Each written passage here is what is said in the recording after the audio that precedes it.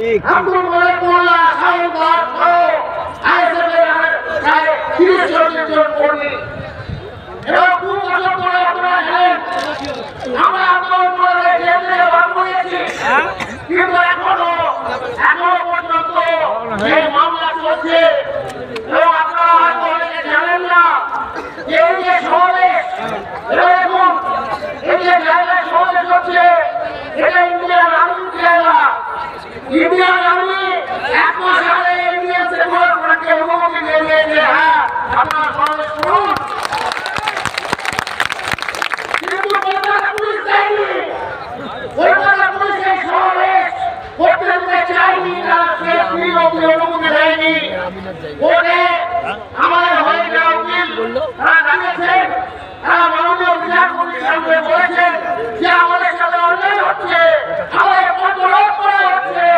এখন নির্বাচিত জনপ্রতিনিধির কন্ট্রোল কিভাবে গণতন্ত্রের মধ্যে হতে পারে এই প্রশ্নটা দিয়েছেন।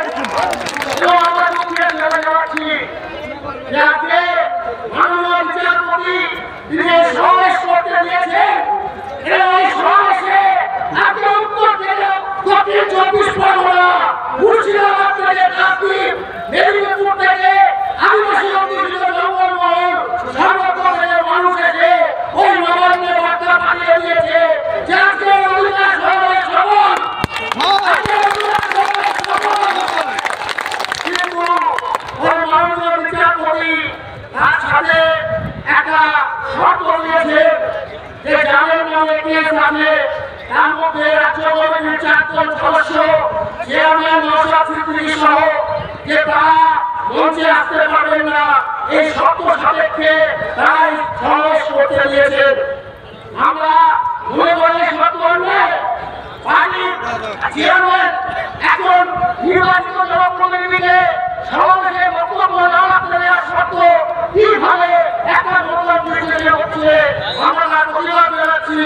কিন্তু ইন্ডিয়ান সেকুলার ফ্রন্ট সাংবিধানিক গণতন্ত্রকে সামনে রেখে তারা রাজনীতি করে, সামাজিক ন্যায় তারা রাজনীতি করে।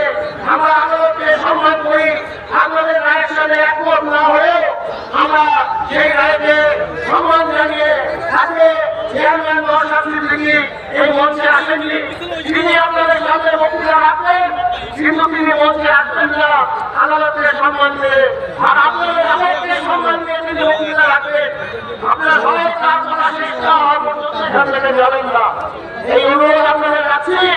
আর একটাই কথা, নওশাদ ভাই আপনাদের সামনে বক্তব্য রাখছেন, তার আগে নওশাদ ভাইকে আপনারা দেখুন কত কষ্টের মধ্যে আছে মানুষরা। ১ মাস ধরে চূড়ান্ত পরিশ্রম হয়েছে, এই আবহাওয়া আয়োজন করতে হয়েছে, আপনাদের কাছে যেতে হয়েছে, গ্রামে গ্রামে যেতে হয়েছে এই বার্তা নিয়ে। আজকে সেই বার্তা নিয়ে আগামী দিনে আপনারা লড়বেন, সেই লড়াইয়ের বার্তা আপনারা যে তৈরি আছেন সেই লড়াইয়ের জন্য, সেই লড়াইয়ের বার্তা আপনারা আপনারা বলুন যে আগামী দিনে